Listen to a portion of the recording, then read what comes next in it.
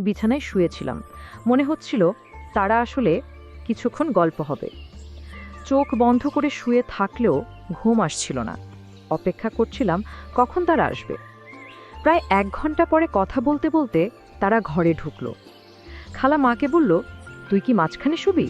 মামিদু হেসে বলল, না, তুই মাঝখানে শুয়ে পড়।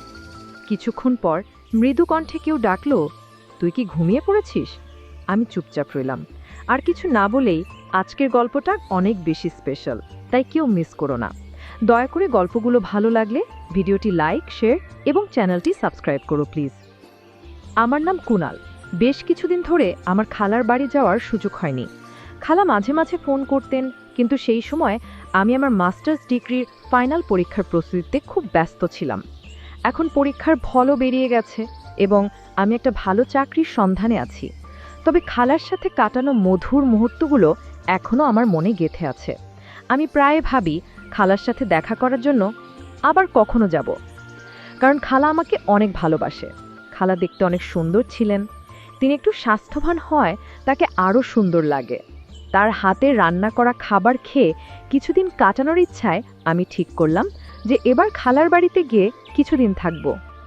খালার সাথে অনেক সময় কাটাবো, অনেক গল্প করব, কারণ অনেক দিন থেকে খালার সাথে দেখা হয় না। অবশেষে আমার ইচ্ছা পূরণ হলো। একদিন আমার খালা ফোন করলেন আর মাকে বললেন, তুমি আর কুনাল 5 দিনের জন্য আমাদের এখানে চলে এসো। তোমার জামাই যে শহরের বাইরে যাচ্ছেন, অনেক দিন থেকে তোমাদের সাথে দেখা হয় না। এই সুযোগে আমরা কয়েকটা দিন মজা করে কাটাতে পারবো। কালকেই চলে এসো, আমি অপেক্ষা করছি। মা ফোন স্পিকারে রেখেছিলেন যাতে আমি কথাগুলো শুনতে পারি। আমার মায়ের নাম লিজা আর খালার নাম তানিয়া। সব কথা শুনে মা বললেন, ঠিক আছে তানিয়া, আমরা কালকেই আসছি।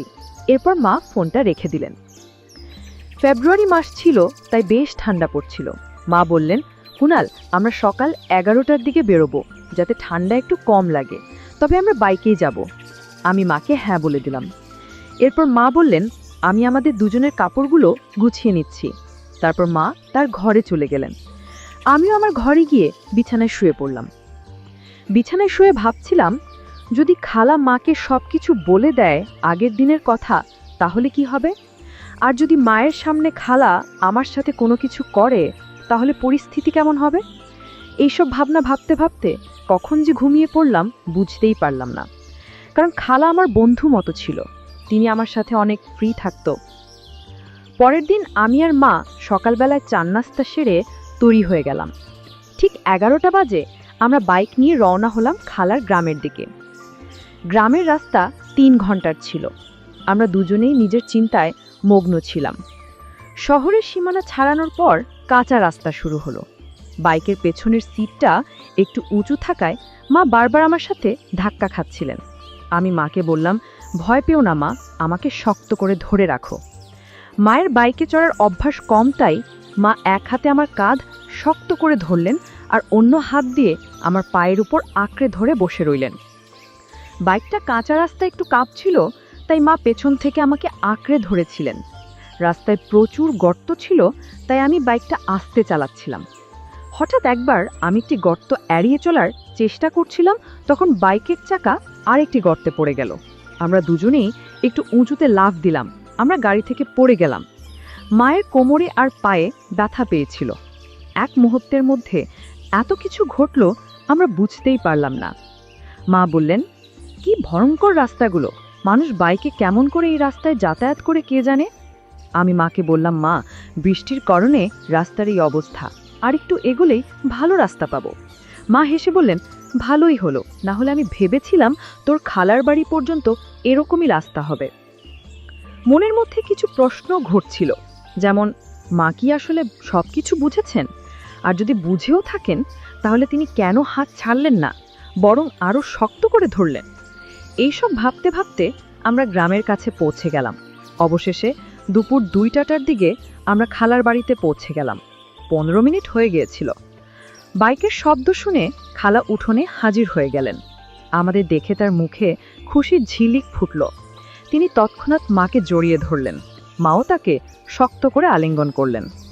দুজনে একে অপরের খবরাখবর নিতে ব্যস্ত হয়ে পড়লেন। অনেক দিন পর তাদের দেখা হলো। তারপর মা বাড়ির ভেতরে চলে গেলেন। এরপর খালা আমাকে জড়িয়ে ধরে বললেন, কিরে দুষ্টু, এতদিন হয়ে গেল, আসার নাম নেই। আর হ্যাঁ, তুই এত সাজগোজ করে কেমন করে এলি? এবার তোর মাকে সব বলতেই হবে, আর তোর বিয়ের কথাও বলতে হবে, যাতে তাড়াতাড়ি তোর বিয়ে দেয়া যায়। আমি একটু দূরে সরে গিয়ে বললাম, কি বলছো খালা, এসব কি?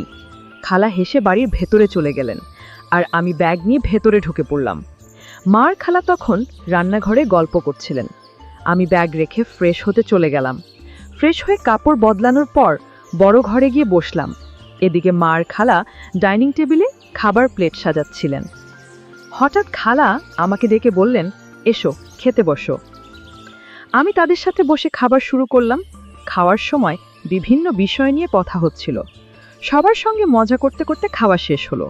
তখন মা বললেন, তানিয়া, কি বলবো তোকে, রাস্তা এতটাই খারাপ ছিল যে বাইকে ধাক্কা খেতে খেতে আমার কোমর আর শরীর ব্যথা হয়ে গেছে।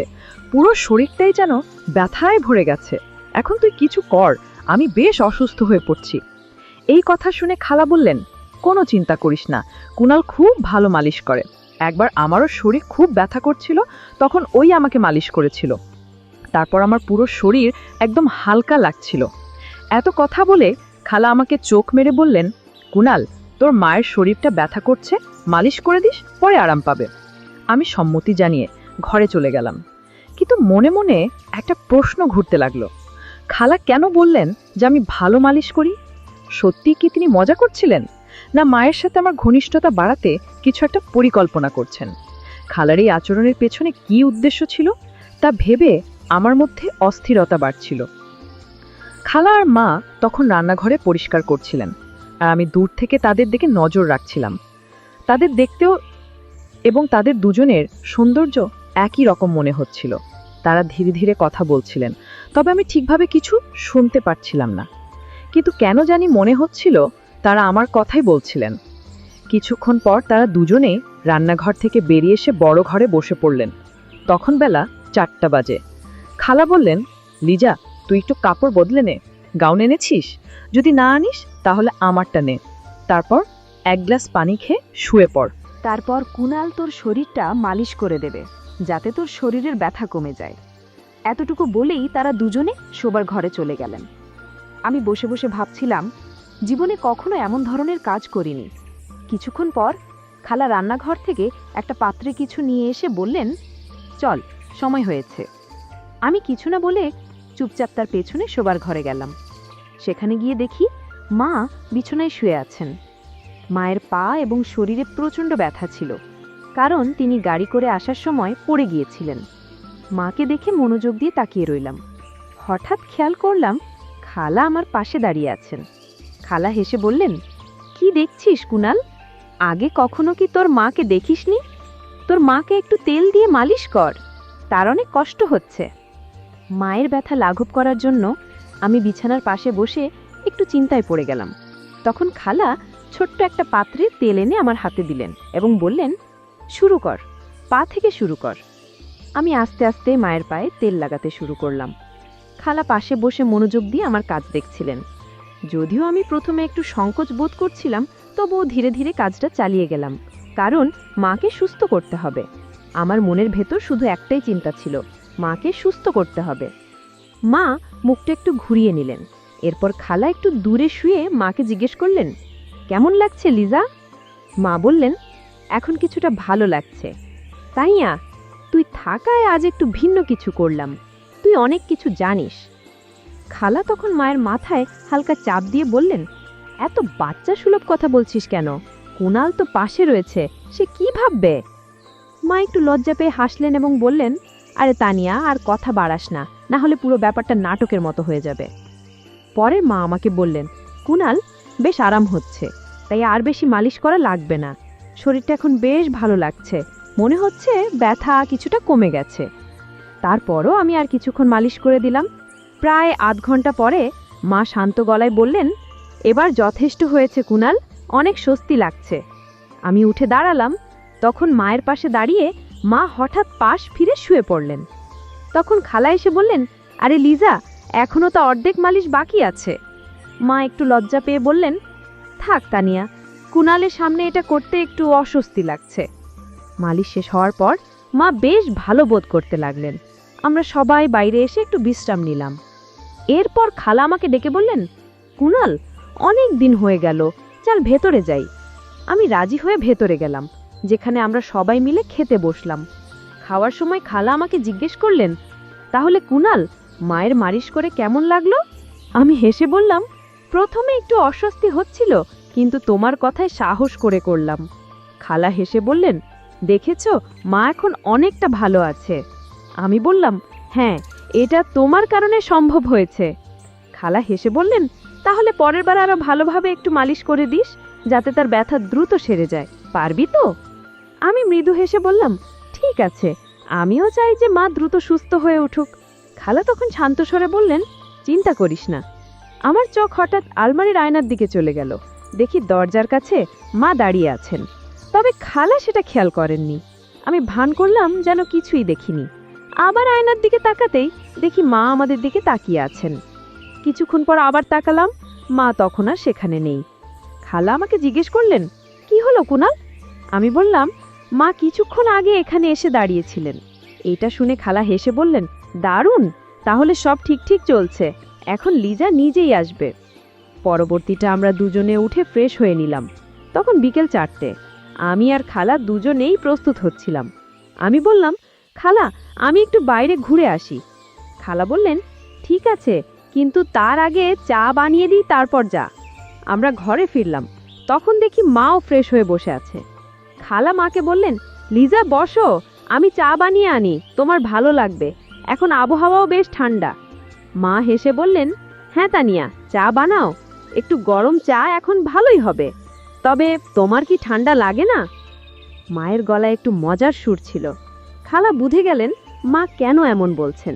তবে তিনি হাসি দিয়ে উত্তর দিলেন, আরে লিজা, আমাদের তো ঠান্ডা অভ্যেস হয়ে গেছে, তোর শহরে কি আর এমন ঠান্ডা হয়? ঠিক আছে, আমি চা বানিয়ে আনি। তারপর খালা রান্নাঘরে গিয়ে চা বানিয়ে আনলেন, আর আমরা তিনজনে একসঙ্গে চা খেলাম। চা খাওয়ার পর আমি বললাম, মা, আমি একটু বাইরে ঘুরতে যাচ্ছি। মা বললেন, হ্যাঁ যা, একটু ঘুরে আয়, তোরও হয়তো গরম লাগছে, তবে বেশি দেরি করিস না, তাড়াতাড়ি ফিরে আয়। আমি মাথা নেড়ে বাইরে বেরিয়ে গেলাম। হাঁটতে হাঁটতে নদীর ধারে চলে গেলাম। মনটা একদম শান্ত হয়ে গেল। একটা সুন্দর শান্তিপূর্ণ প্রাকৃতিক পরিবেশে বসেছিলাম। ঠান্ডা বাতাস আমার শরীরে লাগছিল, আর আমি নানা বিষয়ে চিন্তা করছিলাম। কিছুদিন আগের ঘটনাগুলো ভাবাচ্ছিল। খালা আর আমি যা কিছু কথা শেয়ার করেছি, হয়তো মা কিছু জানে, কিন্তু মা কিছু বলেনি। সবকিছু যেন স্বাভাবিকভাবেই চলছিল। মাথায় একের পর এক প্রশ্ন ঘুরছিল। মা কি সত্যিই কিছু টের পেয়েছে, নাকি সবকিছু ঠিক আছে ভাবছে? এইসব চিন্তা নিয়ে কিছুক্ষণ বসে থাকার পর আমি উঠে দাঁড়ালাম। তখন বাইরে অন্ধকার ঘনিয়ে আসছিল, আর ঠান্ডা বাতাস আরও বাড়ছিল। ধীরে ধীরে বাড়ির পথে রওনা হলাম। বাড়ি পৌঁছতে লাগ প্রায় 8টা বেজে গেল। ভেতরে ঢুকে দেখি মা আর খালা রান্নাঘরে রাতের খাবার তৈরি করছেন। আমাকে দেখে মা মিষ্টি গলায় বললেন, আয় কুণাল, আগে গরম পানিতে হাত মুখ ধুয়ে নে, তারপর খেতে বসবি। প্রায় রাত 9টা নাগাদ আমরা সবাই একসঙ্গে খেতে বসলাম।